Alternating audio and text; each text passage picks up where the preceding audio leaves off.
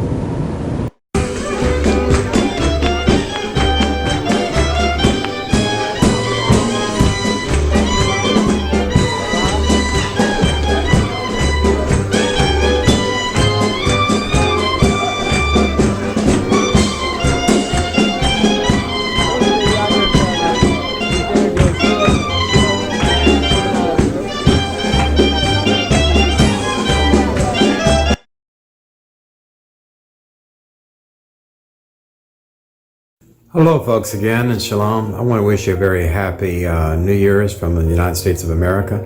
I know Jews joke around and, you know, we already had our New Year's, Rosh Hashanah, yes.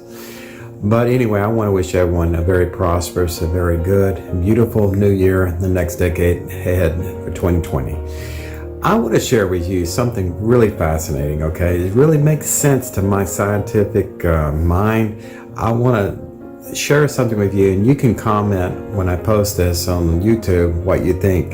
Now, please don't shoot the messenger, but I'm going to tell you something I just found out. It was a documentary in Israel, a group of archaeologists that was been making recent, just phenomenal discoveries in the Holy Land. Yes, just phenomenal discoveries.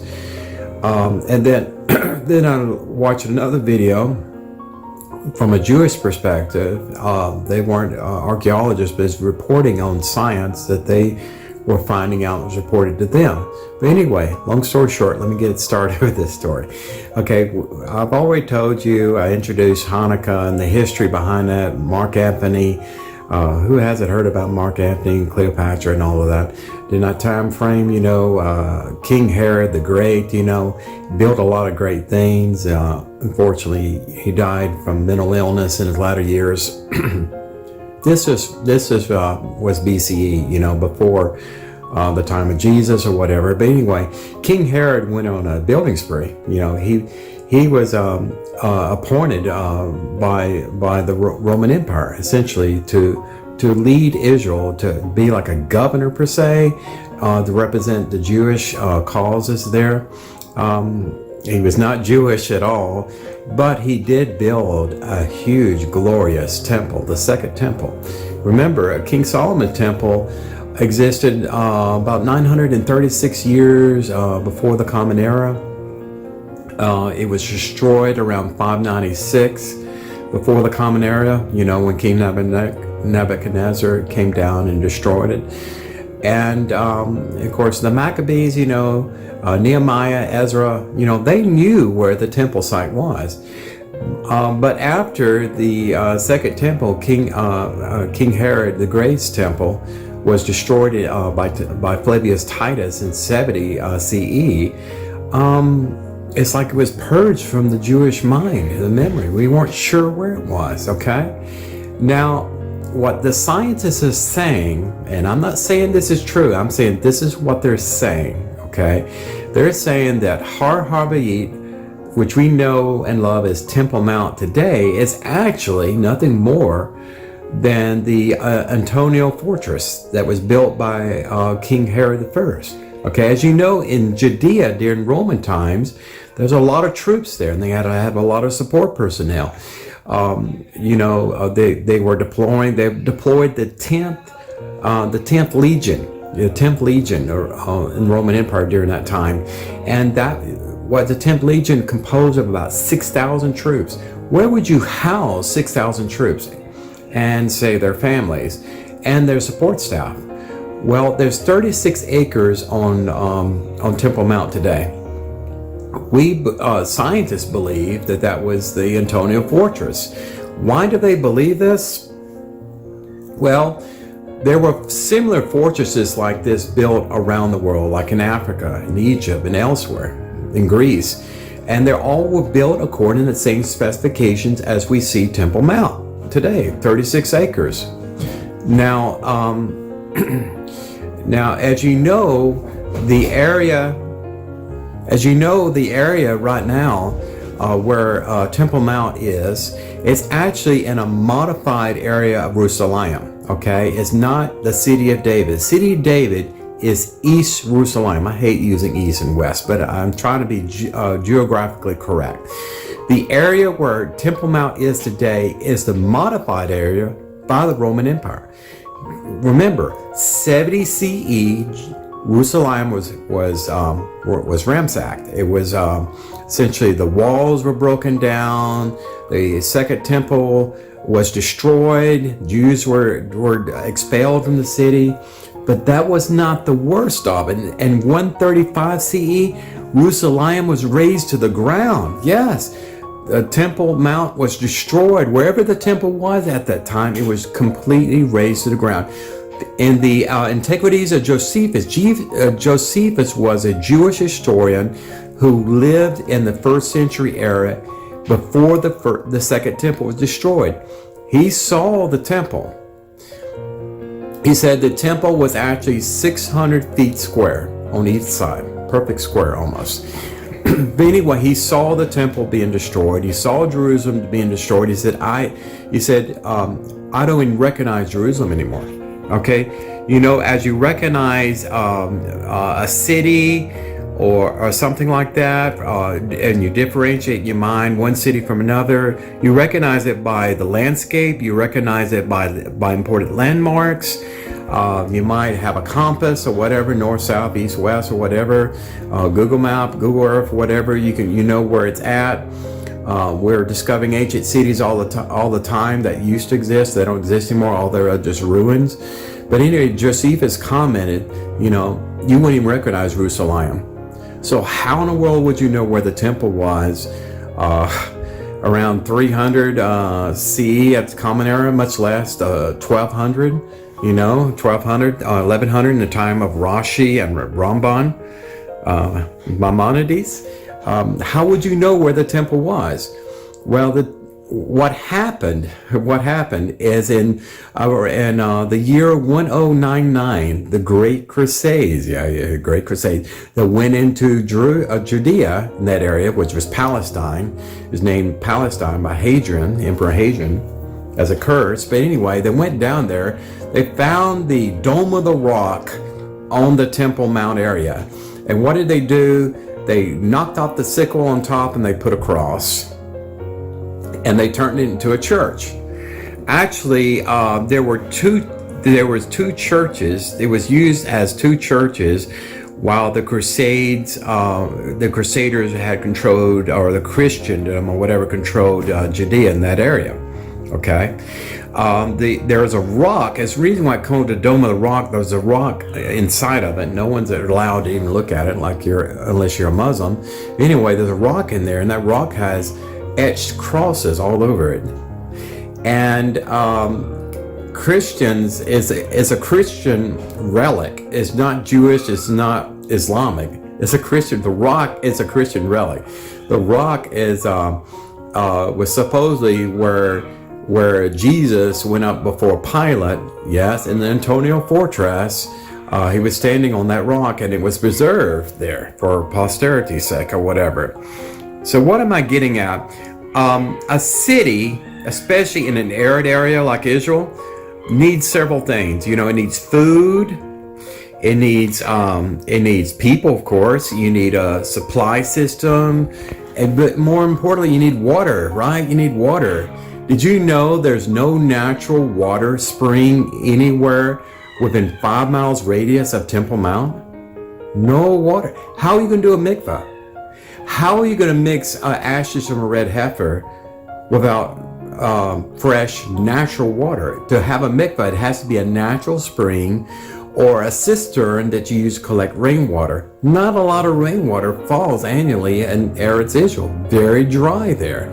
So you think about if the temple was actually on Temple Mount, like many Orthodox rabbis believe today by tradition, how would you have hundreds of bullocks sacrificed, every week there? How would you cleanse the temple unless you haul large amounts of water to Temple Mount to clean? How would the priest, the Kohen Gadol, how would they be ceremonially cleansed? People came up there all the time for sacrifices when they were recognized by the Kohen Gadol as being ceremonially cured from a disease like leprosy. The thing that they have to certify is that they have to be dipped into a mikvah 3 times, and this is complete immersion. And all the temple implements, everything, the vessels, everything that was used to interoperate in the temple and the burnt offering, and during that time frame, required natural spring water. Natural spring water. There's no water on Temple Mount. You know where the water source is? Yeah, the Gorhan River or brook. If you read in Nehemiah, it talks about it. In chapter 3, chapter 7, it talks about in Psalms, King David talking about that the Lord's Spirit is like a gushing forth everlasting within your soul. Well, the river Gushing is actually a siphoned river. What I mean by that, Old Faithful, a geyser, except without the heat. It actually, the water literally travels, geothermal, travels underneath the ground 400 feet and periodically shoots up through the surface of the earth.